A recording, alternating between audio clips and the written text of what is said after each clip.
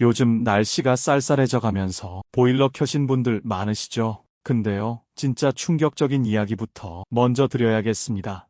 안녕하세요. 20년째 보일러만 파고드는 박기훈 기사입니다. 반갑습니다. 제가 수천 집을 돌며 느낀 결론은 단 하나입니다. 난방비는 많이 쓴다고 많이 나오는 게 아니라 모드를 어떻게 쓰느냐에 달려 있습니다. 그 차이가 반값을 만들고 폭탄을 만들기도 합니다. 꼭 알아두세요. 어르신들도 자녀분들도 왜 이렇게 춥지? 왜 이렇게 많이 나오지? 늘 같은 고민하시잖아요. 공감됩니다. 그래서 오늘은 집마다 달라 헷갈리는 보일러 설정을 제가 현장에서 쓰는 방식 그대로 아주 쉽게 풀어서 알려드리겠습니다. 도움되신다면 좋아요 한번, 그리고 구독 눌러주세요. 생활비 절약에 정말 큰 힘이 됩니다. 지금부터 시작합니다. 여러분, 지금 집이 따뜻한가요? 어떠신가요? 보일러는 미친 듯이 돌아가는데 이상하게 찬바람만 도는 느낌, 그런 경험 있나요? 이게 바로 모드 설정의 차이입니다. 정말 충격적인 사실부터 알려드릴게요. 제가 현장에서 제일 많이 듣는 말이 분명히 난방 켰는데 왜 이렇게 춥죠? 보일러는 계속 도는데 왜 안 따뜻해요? 이 두 문장입니다. 정말 많습니다. 그리고 원인은 거의 하나였어요. 실내 모드와 온돌 모드의 오해. 이 부분이 난방비 폭탄의 원인이죠. 그래서 준비했습니다. 주목해서 시청해보세요. 지난달에 방문했던 한 집은요, 보일러가 하루 종일 쉬지 않고 돌고 있었는데 방바닥은 계속 차갑더라고요. 어르신이 기계가 고장인가요 하시길래 조절기를 보니 실내 모드로 되어 있었죠. 근데 조절기가 어디 달려 있었는지 아세요? 찬바람이 훅 들어오는 창문역. 그 센서가 추워서 보일러가 멈출 틈이 없었던 겁니다. 정말 억울한 상황이죠. 반대로 어떤 집은 온돌 모드를 쓰고 있었는데 단열이 너무 좋은 신축 아파트라 바닥만 뜨겁고 공기는 너무 따뜻해져서 금방 푹푹 끓어오르더라고요. 그 집은 오히려 실내 모드가 맞았던 집이에요. 이처럼 같은 아파트라도 집 구조단 열창문 위치에가 드는 방향에 따라 정답이 완전히 달라집니다. 이게 정말 중요한 부분입니다. 꼭 알아두세요. 그래서 제가 상담할 때 제일 먼저 묻는 게 조절기가 어디에 설치되어 있나요? 입니다. 센서가 찬바람 맞고 있으면 실내 모드는 무조건 난방비 폭탄입니다. 반대로 우풍 심한 오래된 집이라면 온돌 모드가 훨씬 효율적입니다. 쉽게 말해서요, 실내 모드는 공기를 기준으로, 온돌 모드는 바닥의 난방수를 기준으로 움직입니다. 바람이 드는 집이라면 공기가 금방 식기 때문에 실내 모드는 계속 켜지고 바닥을 데우는 온돌 모드가 훨씬 안정적이죠. 제가 알려드리는 건 어렵지 않습니다.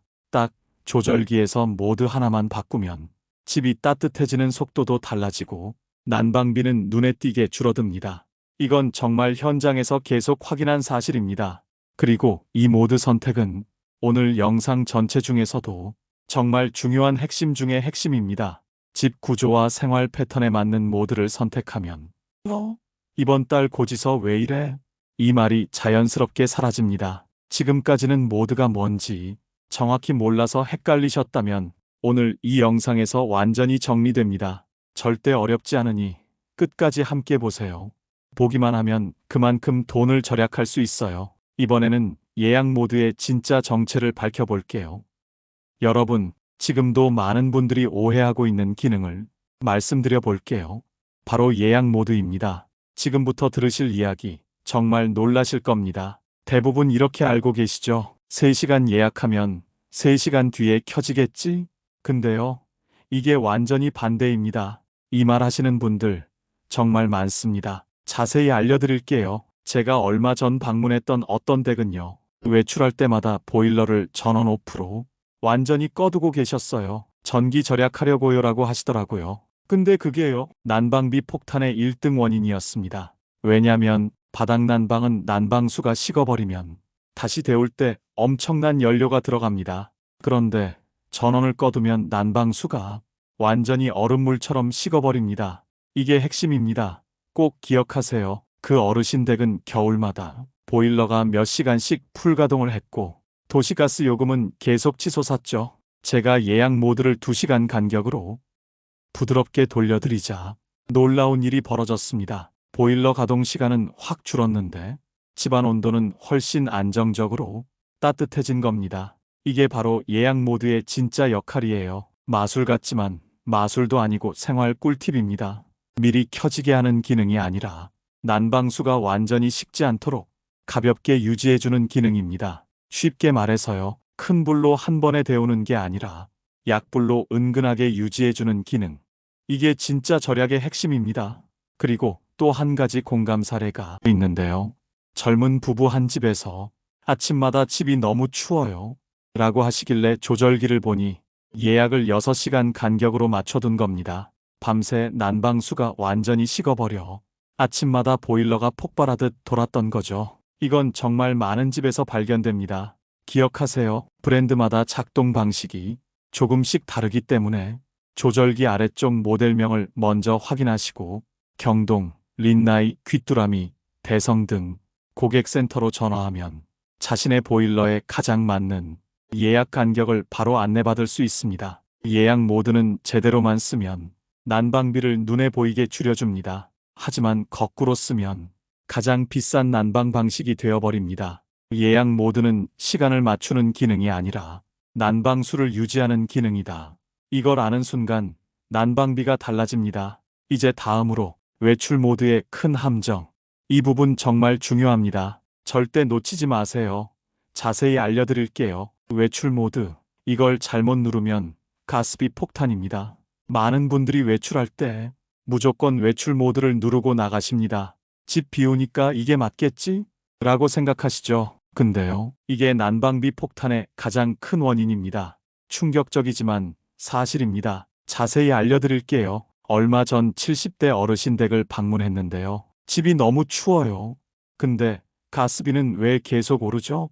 정말 걱정이 가득한 표정이었어요. 확인해보니 외출할 때마다 외출 모드로만 두고 출근하시더라고요. 문제는요, 외출 모드는 절약 모드가 아닙니다.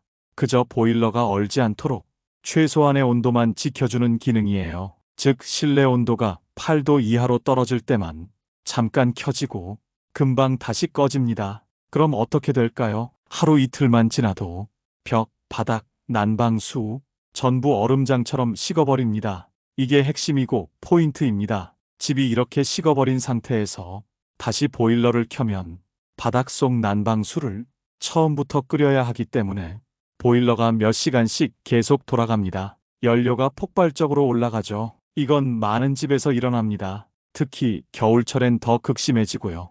제가 안내해드린 후 그 어르신 댁은 외출 모드를 아예 끄고 평소보다 3에서 5도만 낮춰두었습니다. 그리고 예약 모드를 2~3시간 간격으로 돌려드리니까 집이 훨씬 따뜻해지고 가스비는 다음 달에 10만 원 가까이 줄었어요. 정말 놀라운 변화죠. 또 하나 사례입니다. 젊은 부부 한 집은 주말에 여행 갔다 오면 항상 집이 냉동창고처럼 차갑다고 저에게 문의하셨습니다. 역시나 외출 모드로 48시간을 내내 놔두신 거예요. 그 상태면 바닥 속 난방수가 완전히 죽어버립니다. 정답은 딱 하나. 짧은 외출에는 외출 모드를 쓰지 않는다. 이게 핵심입니다. 꼭 기억하세요. 평소보다 온도 3도만 낮추고 예약 모드로 살짝 유지만 해줘도 훨씬 효율적입니다. 외출 모드는요, 며칠 이상 장기 여행 갈 때만 쓰는 기능입니다. 절대 평일 잠깐 외출용이 아닙니다. 이 마지막 3가지를 알면 난방비는 진짜 반값이 됩니다.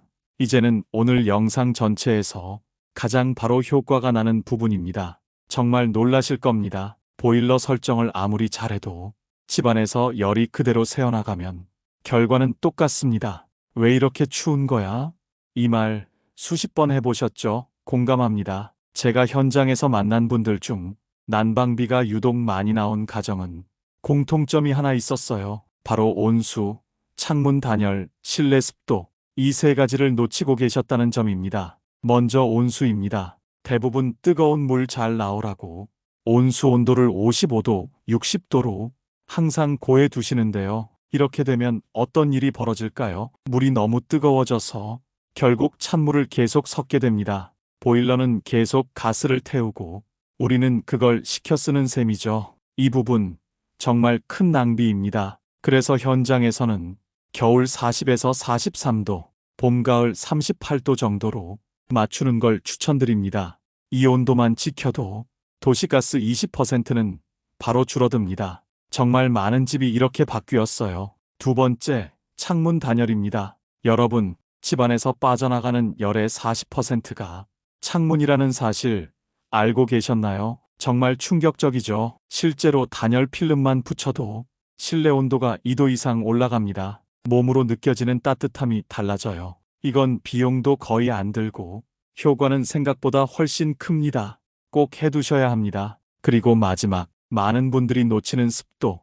공기보다 수증기가 열을 훨씬 잘 머금습니다. 습도 40에서 60%만 유지해도 체감 온도가 무려 2도나 오릅니다. 같은 온도인데 훨씬 포근하게 느껴지는 이유죠. 가습기가 없다면 젖은 수건 하나만 걸어둬도 체감이 달라집니다. 정리하면요. 온수 온도만 바꿔도 20% 절약, 창문 단열로 2도 상승, 습도 유지로 체감 온도 상승, 여기에 앞에서 설명드린 실내 온돌 모드, 예약 외출 모드까지 더하면 난방비는 정말 반값이 됩니다.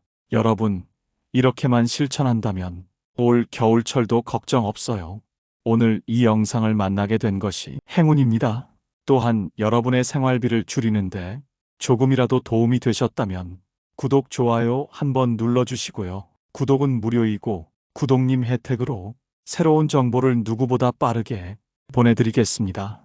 이제 여러분도 난방비 걱정 없는 따뜻한 겨울 충분히 만들 수 있습니다. 함께 잘 준비해 보아요.